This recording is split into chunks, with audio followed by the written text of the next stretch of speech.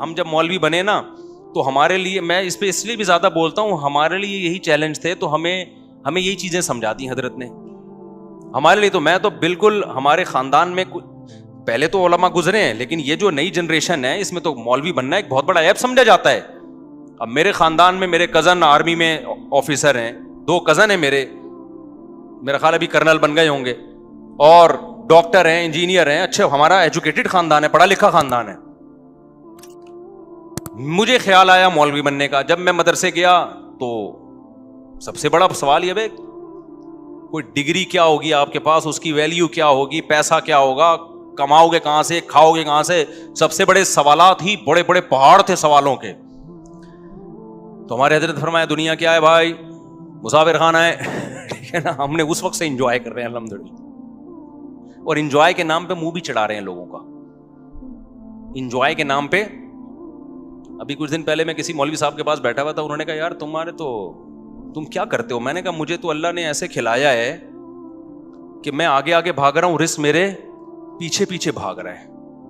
مجھے تو اللہ نے ایسے کھلایا بھائی.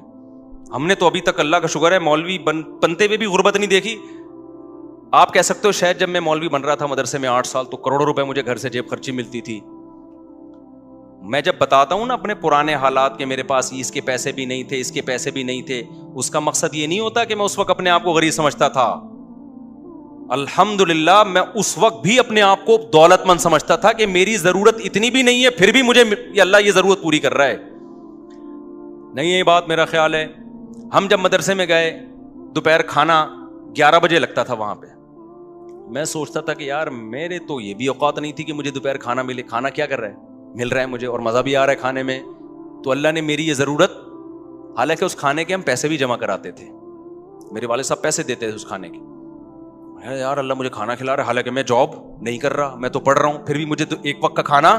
یہ سوچ سوچ کے خوش ہوتا تھا کہ میں 20 سال کا ہو گیا, 18 سال کا ہو گیا, اس وقت تو مجھے چاہیے تھا کہ میں اپنا خود کماؤں, لیکن میری ذمہ داری میرے ابا پورا کر رہا ہے بھائی. وہ کھانے کے پیسے جمع کرا رہا ہے اور ہم فری پھوکٹ میں کیا کر رہے ہیں, کھا رہے ہیں. اس پہ خوش ہوتا رہتا تھا میں. نہیں آئی میرا خیال ہے بات. آج کسی نوجوان کو روزگار نہ ملے, ابا پراٹھے بھی کھلا رہا ہوگا نا, کھمبے سے جا کے چپکے گا ہائے روزگار. ابے تو روزگار نہیں ہے, تیری بیسک ضرورت تو بہرحال پوری ہو رہی ہے نا. میری بیسک ضرورت تھی اس وقت کہ مجھے 2 ٹائم کا کھانا چاہیے تھا, اور 18 سال 20 سال میں بھوک بھی ٹائٹ لگتی ہے آدمی کو. مجھے 2 ٹائم کا کیا چاہیے تھا, کھانا. مجھے مدرسے میں وہ مل رہا تھا, میں اس پہ خوش ہوتا تھا, یار اللہ کا دیا بہت کچھ ہے یار. اور بھوک لگتی تھی, 11 بجے ہوتا تھا کھانا, کیونکہ پھر قیلولہ ہوتا تھا, اور ایک عشاء سے 20 منٹ پہلے, آدھا گھنٹہ پہلے. ایسی بھوک میں تگڑ تگڑ بھاگتے تھے ہم کچن کی طرف نا. کبھی دال پکی ہوتی تھی, ایک دن دال تھا, ایک دن سبزی تھی, ایک دن ہفتے میں ایک دن گوشت تھا, کدو تھے, اور اللہ بھلا کرے کڑھی پکتی تھی ایک دن منگل کے دن. اب تک جامع رشید میں منگل کو کڑھی پکتی ہے.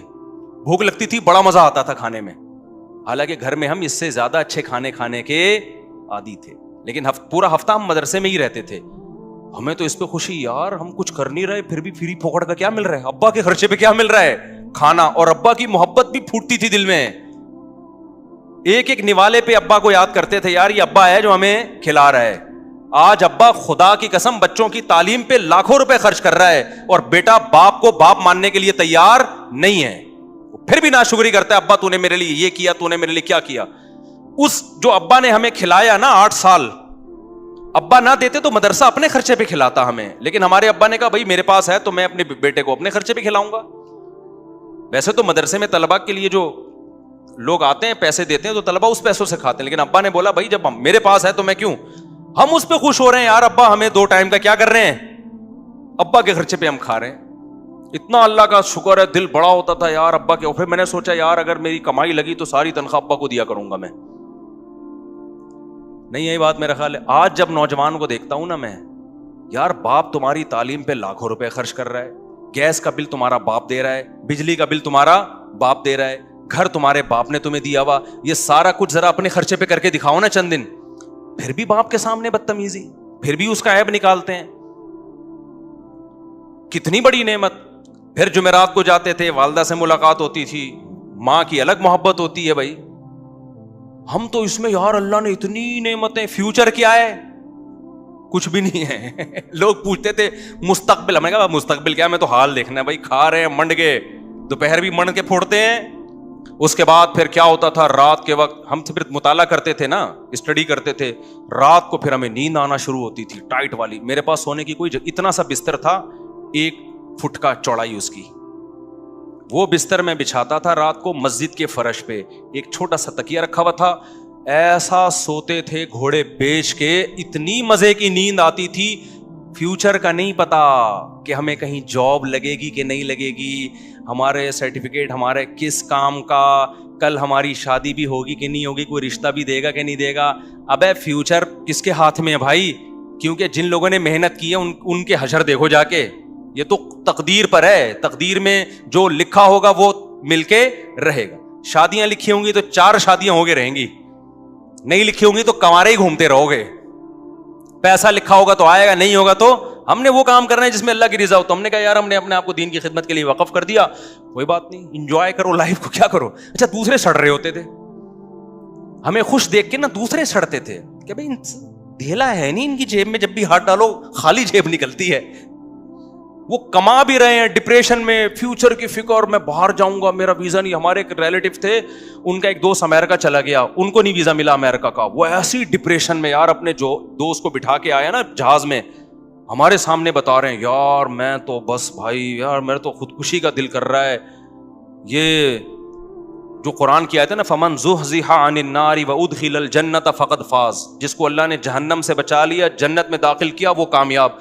تو اس آیت کا وہ ایسا لگ رہا تھا ان کو جو امریکہ چلا گیا اور پاکستان سے بھاگ گیا وہ کامیاب, جو یہاں رہ گیا وہ ناکام. اس پہ ابے یار ابے بھائی, ان کو 3 دن تک ڈپریشن میں نیند نہیں آ رہی.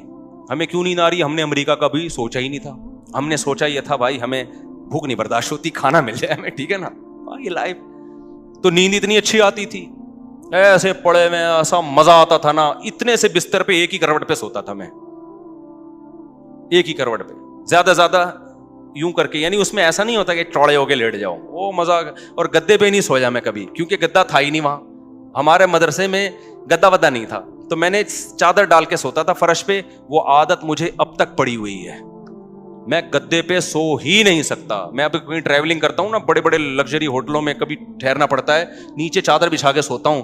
ایک دفعہ وہ ہوٹل والے انہوں نے بولا اتنا لگژری بیڈ آپ کے لیے پڑا ہوا ہے, آپ نیچے سو رہے. میں نے کہا بھائی ہمیں گدوں پہ نیند ہی نہیں آتی, ہمیں آتی ہے پھٹے پہ نیند. جنازے میں بھی آرام سے لیٹ جائیں گے پھٹے پہ.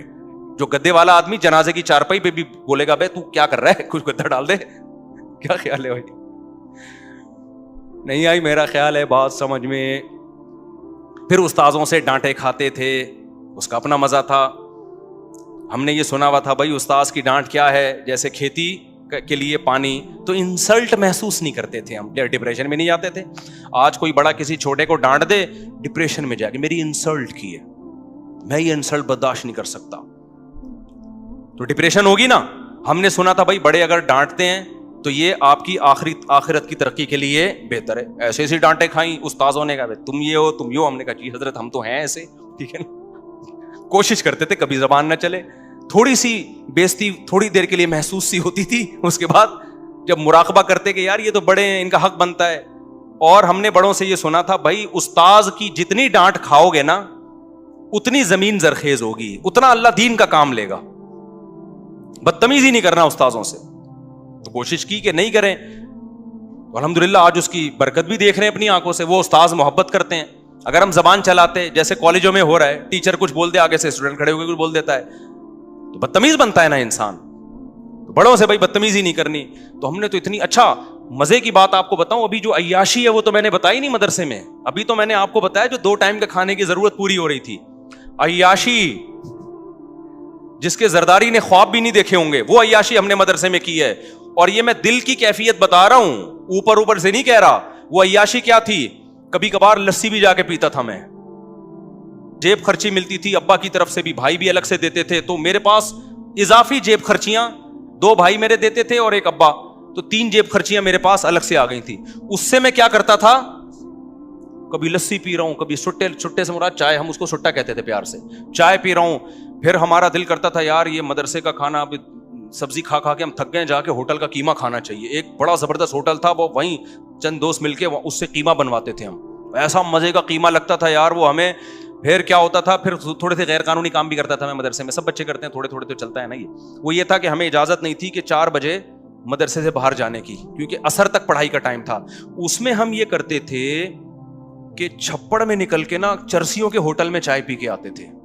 ہوٹل بہت گندا تھا, وہاں بھی پابندی تھی, یہ گندے غلیظ ہوٹل میں نہیں جانا آپ لوگوں نے. اب اچھا ہوٹل دور بھی ہے اور وہ عصر کے بعد جائیں گے, عصر تک کا انتظار کون کرے گا. چھپڑ میں چپکے سے نکلے پتلی گلی سے, استاذوں سے نظر بچا کے, اور خوف کے ساتھ وہاں بیٹھ کے چرسیوں کے ساتھ کپ دھلوا کے چائے پی رہے ہیں. غیر قانونی کام, اور چھپڑ میں آ رہے ہیں. اس کا اپنا مزہ تھا خدا کی قسم, کیونکہ جب آدمی غلط طریقے سے, چائے ویسی کون سی اچھی چیز ہے, غلط طریقے سے چائے پیتا ہے نا, اس کو جرم کا احساس ہو, اس چائے کا مزہ آج تک ہمیں اب تک نہیں آیا, کیونکہ احساس ہوتا تھا غلط کر رہے ہیں. تو یہ بھی ایک مزہ ہے بھائی. چھپڑ میں چپ کے آ کے بیٹھ گئے ایسے گنڈے بن کے, جیسے پتہ نہیں مطالعہ کر کر کے نا تھک گئے بہت زیادہ. چھوٹی سی, اس سے زیادہ نہیں شرارت کی ہم نے الحمدللہ مدرسے میں. تو اس کو ہم سمجھتے تھے کیا ہے, عیاشی. ہمارے دوست تھے, ہم ان کے ساتھ کیا کرتے تھے, ایک دور جو ہے نا ریڑھی پہ کلیجی بناتا تھا بڑی ٹائٹ, وہاں جانا بھی انلیگل تھا, گورنمنٹ کی طرف سے, مدرسے کی طرف سے پابندی تھی. اب ہمارے پاس پیسے ہوتے تھے یار, کچھ تو کھائے نا باہر جا کے, تو ہم کیا کرتے تھے, چھپڑ میں نکل کے ایسے منہ پہ رومال ڈال کے وہ کلیجی والے سے ریڑھی میں کلیجی بنوائی, چھپڑ میں بیٹھ کے کھایا اس کو. بڑی مزے کی بناتا تھا وہ, ایسا مزہ آتا تھا. آپ کہہ سکتے ہو مفتی صاحب غریب خاندان کے ہو گئے آپ بہت زیادہ, اس لیے آپ کو کلیجی کھانے میں مزہ آ رہا ہے. میں نے اپنے خاندان کا انٹروڈکشن آپ کو پہلے کروا دیا. اس کا خاندان سے تعلق نہیں تھا, ہمارے گھر میں سب کچھ تھا کھانے پینے کو. 200 گز کا بڑا گھر تھا ہمارے ابا کا, اور خاندان کا بھی میں نے انٹروڈکشن کروا دیا. اصل میں جو مفتی رشید احمد صاحب ہمارے شیخ تھے نا, انہوں نے بتایا تھے دنیا کیا ہے, مسافر خانہ. لہذا ہمیں اس میں ریڑھی کی کلیجی بھی بڑی مزے کی لگ رہی تھی, اور دکان کی لسی کا ہمیں مزہ آ رہا تھا, اور چرسیوں کی چائے کا ہمیں